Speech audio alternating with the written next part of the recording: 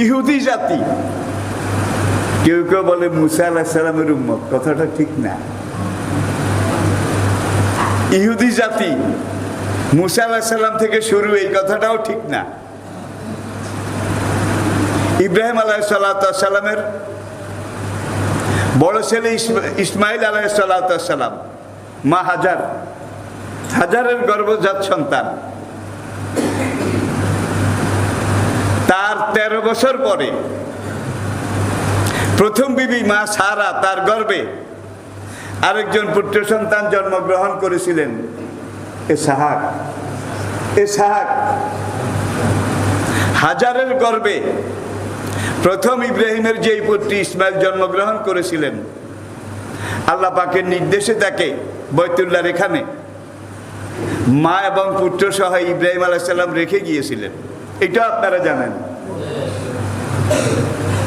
আর বড় বিবি সারা, তার গর্ভে 13 বছর পরে, ইসমাইলের 13 বছরের ছোট কে, ইসহাক, যেই পুত্র জন্মগ্রহণ করেছিলেন, সেই পুত্রের পরবর্তী জেনারেশন, পরবর্তী বংশধর,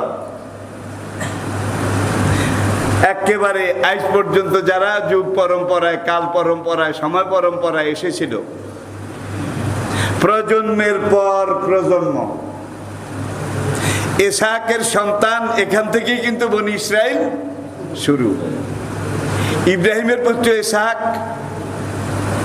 ইসহাকের পুত্র ইয়াকুব, কি ইয়াকুবের পুত্র ইউসুফ। তাহলে বোঝা গেল ইয়াকুব আলাইহিস সালাম তিনি ইব্রাহিম আলাইহিস সালামের নাতি। আই রিপিট, ইব্রাহিমের ছেলে ইসহাকের ছেলে ইয়াকুব।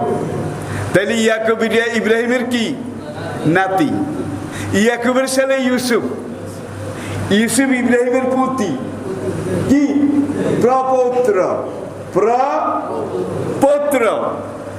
এখান থেকে শুরু করে এই বংশে, এই লাইনে, এই জেনারেশনে দাউদ, সুলাইমান, এই থেকে শুরু করে মুসা আলাইহিস সালাম পর্যন্ত সকল আম্বিয়ায়ে কেরাম এই ইসহাকের বংশে। ইয়াকুবের আরেকটা নাম ছিল ইসরাইল। কোরআনে একটা সূরা আছে, সূরা বনি, আসেনি? সূরা বনি ইসরাইলের সন্তানগণ। তাইলে এই যে ইয়াকুবের বংশধারা, এই বংশধারাতেই পরবর্তী জেনারেশনে একজন সাইজের মানুষ ছিলেন, কিং সাইজ, রয়্যাল সাইজ, একটু সব দিক থেকে মানের। এর নাম ছিল ইয়াহুদা। কি নাম? ইয়াকুবের পরবর্তী জেনারেশনের একটা লোক ইয়াহুদা। এই ইয়াহুদার বংশে যারা জন্মগ্রহণ করেছিল পরবর্তীতে তারাই ইহুদি জাতি। আমি কি বুঝাতে পেরেছি ভাই? দুনিয়ার মধ্যে সবচেয়ে টেরাবেরা দুনিয়ার বুকে সবচাইতে গাড়ুয়া ছিলেন তো, গাড়ুয়া একরোখা বিটকে, দুনিয়ার বুকে সবচাইতে খারাপ চরিত্র, দুশ্চরিত্রের সন্তান যারা এই ইয়াহুদা বংশে জন্মগ্রহণ করেছিল তারা ইহুদি জাতি। এই জাতিটা সকালে বলতে আমরা এটা মেনে নিলাম, নবী যখন দাওয়াত দিতেন বলতে আমরা এটা মেনে নিলাম, আবার বিকালে বলতে আমরা তো এখন আর সকালের কথায় নাই। সকালে মুসলমান, বিকালে কাফের, এইটা ছিল তাদের থিওরি। দাউদ আলাইহিস সালামের জামানায় আল্লাহ পাক একবার সিদ্ধান্ত নিলেন ইহুদি জাতি তাদেরকে পরীক্ষা করবেন। আল্লাহ পাক তাদেরকে বললেন, লা তা'তাদু ফিস সাবতে, তোমরা সপ্তাহের 6 দিন মাছ ধরো। সাগর পাড়ের এলাকা ছিল, কিন্তু শনিবারটা মাছ ধরা বন্ধ। এই নির্দেশ কে দিয়েছেন? আল্লাহ পাক। তাইলে তারা মৎস্যজীবী ছিল। এই ইয়াহুদার এই প্রথম বংশ পরম্পরা যতগুলা লোক ছিল তাদের অধিকাংশ কিন্তু জেলে সাগরে মাছ ধরে এগুলা নিজেরা খেতে বিক্রয় করত, এভাবেই তাদের সংসার চলত। এখন আল্লাহ পাক বললেন শনিবার বন্ধ, মাছ ধরা হারাম, আল্লাহর নির্দেশ। শনিবার বাদ দিয়ে তোমরা যত পারো ধরো। এখন রবিবারেও ধরে, সোমবারেও ধরে, মঙ্গলবারেও ধরে, শুক্রবার পর্যন্ত ধরে, মোটামুটি পাওয়া যায় কিছু কিছু। শনিবারে ভাই রে ভাই, মাছ রে মাছ, সাগরের কিনারে এসে মাছ শুধু খলবল করে, শুধু মাছ আর মাছ। তখন ওদের যারা একটু চালাক, কায়রে আজকে তো নিষেধ, মাছের যে জোয়ার। আমাদের দেশে আমাদের ছোটকালে আষাঢ় মাসে পুকুরে জান ছাড়লে কি অবস্থা হইতো বুড়ারা বলতে পারবে। আজকালের ছেলেরা দেখেও নাই, বলতেও পারবে না, আমি বুঝাতেও পারবো না। হ্যাঁ হ্যাঁ, মাছের জোয়ার কিভাবে, কাকে বলে? এখন শনিবারে ভাই মাছের জোয়ার, খালি মাছ উপরের দিকে লাফাইয়া উঠে। এখন ইহুদিদের কিছু চালাক মানুষ, সমাজের নেতা, তারা বললো একটা কাজ কর, শনিবারে তো ধরা নিষেধ, ধরলে তো হারাম হয়ে যাবে, তোরা তোদের ওই ভিতরে একটা গর্ত কর, একটা গর্ত করে এর মধ্যে পানি দে, বা তোদের ভিতরে যেসব পুকুর জাঙ্গাল আছে যেগুলোতে পানি আছে এগুলার সাথে সাগরের জাম, ড্রেন, নালি কেটে দে, মাছ যেইভাবে উপরের দিকে উঠে। ওরা এখন ওদের পুকুর জাঙ্গাল ডোবা এগুলার সাথে সাগরের নালি কেটে দিল। এখন ভাই শনিবারে মাছ লাইনে লাইনে, হাজার হাজার, লাখে লাখে, ঝাঁকে ঝাঁকে ওদের পুকুর ডোবা সব মাছে ভরে গেছে। আবার আল্লাহ পাকের নির্দেশ, এই মাছ কিন্তু শনিবার থাকতে থাকতে নেমে যাবে। এখন ওরা বললো যে এক কাম কর, মাছ যখন উঠছে জানো বাঁধে, এটা বুঝছেন তো, তোরা তোদের নালাগুলা বাঁধ দিয়ে আটকাই দে, মাছ যেন নামতে, সব মাছ আটকাইয়া ফেলা। খবরদার শনিবারে ধরিস না, আল্লাহ নিষেধ, আমরা রবিবারে ধরবো, তোরাও রবিবারে ধরবি। তাহলে শনিবারে ধরে না ঠিক, আটকায় নাকি, মাছকে আটকায়, রবিবারে ধরে। আল্লাহ পাক বললেন লা তা'তাদু ফিস সাবতে, শনিবারের ব্যাপারে তোমরা খবরদার সীমা লঙ্ঘন। ওরা কয় আল্লাহর নবী, কে আল্লাহর নবী, আমরা তো শনিবারে ধরি না, আল্লাহর দোহাই ধরি না, আমরা রবিবারে ধরি। কিন্তু শনিবারে যেই মাছ আটকাইছে ভাই, এগুলা সারা সপ্তাহ খেলেও ধরলেও শেষ হওয়া তো দূরের কথা, কমবেও না।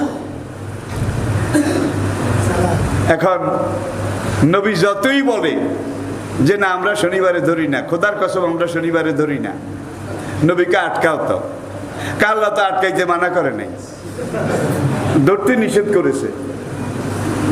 ফাকুলনা লাহুম কুনু কিরাদাতান, আল্লাহকে বান্দামি করস কার সাথে?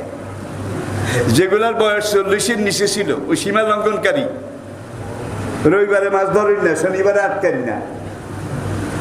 40-এর নিচে যাদের বয়স ছিল, কম ছিল 40-এর কম, এরা সবাই বান্দর হয়ে গেছে। আর 40-এর উপরে যাদের বয়স ছিল তারা সব শুকর হয়ে গেছে। বুড়াগুলা বুড়া শুকর, জোয়ানগুলা বুড়া বান্দর। 3 দিন পর্যন্ত পুরো এলাকাটা এখন আর মানুষ নাই, হয় শুকর নয় বান্দর। 3 দিন এই ক্যাশ ব্যাস করে তারপরে তারা আল্লাহর গজবে সব হালাক হয়ে গেছে। তো বনি ইসরাইল জাতি দুঃখী, চির দুঃখী, তাদের বাড়ি নেই, ঘর নেই, কোনখানে 1 ইঞ্চি মাটি ঠিকানাও নেই। এই ছিন্নমিল মানুষগুলাকে আমরা, আমাদের আরবে তো জায়গার অভাব নাই। আর এই আরব বলতে আগের সেই শাম রাজ্য, শাম আজকে সিরিয়া, শাম রাজ্য, যেখানে দাউদ আলাইহিস সালাম বাদশাহ ছিলেন, যেখানে সুলাইমান আলাইহিস সালাম বাদশাহ ছিলেন, যেখানে ইউসুফ আলাইহিস সালাম বাদশাহ ছিলেন মিশর থেকে আসার পরে, ফিলিস্তিন, জেরুজালেম। আর তখনকার শাম বা সিরিয়া, এটা বলতে বর্তমান সিরিয়া আজকের জর্ডান, ফিলিস্তিন এবং লেবানন, এই সবটা মিলেছিল শাম দেশ। শাম দেশ। আল্লাহ নবী একদিন নামাজের পরে দোয়া করেছিলেন, আল্লাহ তুমি শামের অধিবাসীদের উপরে দয়া করো, আল্লাহ তুমি ইয়ামনের অধিবাসীদের উপরে রহমত করো। নবী শামবাসীদের জন্যে, ইয়ামনবাসীদের জন্যে খাস দোয়াও করে গেছেন। আর এই তখনকার শাম দেশ, আজকে একদিকে সিরিয়া, আরেকদিকে জর্ডান, আরেকদিকে লেবানন, আরেকদিকে ফিলিস্তিন, এই কয়েকটা এলাকা নিয়ে পুরোটাই শাম দেশ ছিল। এখন বেচারারা থাকার জায়গা পায় না, ছিন্নমূল আরব মুসলমানরা তাদেরকে দয়া করে জায়গা দিয়েছিল। এই জায়গা দেওয়ার পরে তারা সেখানে কিছু ইহুদি বসলো। এখন দুনিয়ার বিভিন্ন দেশে কিছু আছে, এখানে দুই রাত থাকে, আরেকখানে চলে যায়, কারণ এই দুই রাইতেও তারা 2 নম্বর কাম করে। সেখানকার লোকেরা দেখে ভালোর জন্য মেহমান জায়গা দিছি, মেহমান তো আমার বিছনায় আগুন লাগাইয়া দিছে, আমার ঘরে আগুন লাগাইয়া দিছে, মানে একবার খারাপ কাম ছাড়া ভালো কিছু জানে না। দুনিয়ার দেশে দেশে তারা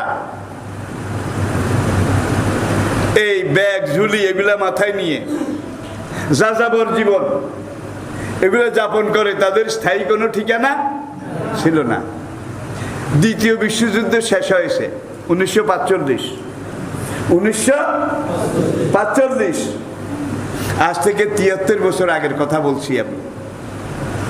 আজ থেকে 73 বছর আগের কথা বলছি আমি।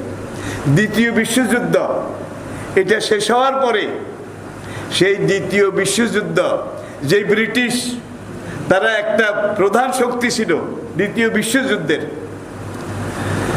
এখন এই ব্রিটিশ জাতির কাছে তারা গিয়ে ধর্ণা ধরলো যে দুনিয়ার কোথাও আমাদের জায়গা নাই, কেউ আমাদের জায়গা দেয় না। এখন ব্রিটিশ সাম্রাজ্য, রানী এলিজাবেথ, প্রথম এলিজাবেথ, আজকের না,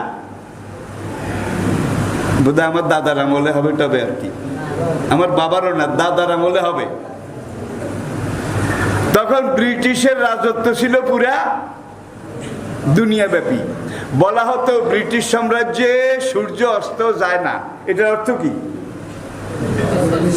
দেশটা এত বড়, দেশের কোন অংশে দিন, কোন অংশে রাত, মানে যে কোনো সময় ব্রিটিশ সাম্রাজ্যে দিন এটার অস্তিত্ব থাকে, যার জন্য বলা হতো ব্রিটিশ সাম্রাজ্যে সূর্য অস্ত যায় না। প্রিয় ভাইয়েরা, তখন আরব মুসলমানরা দরদি হয়ে মানবিক কারণে কিছু ইহুদিরে জায়গা দিছিল যে থাকেরা।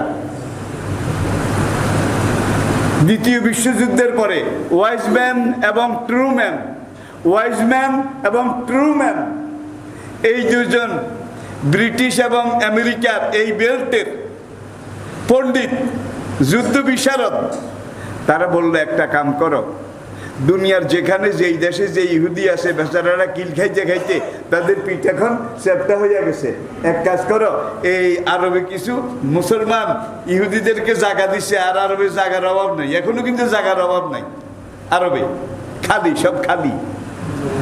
এখন দুনিয়ার সব জায়গা থেকে ইহুদিদেরকে এনে জাতিসংঘের কাছে তারা সালিশ দিছে।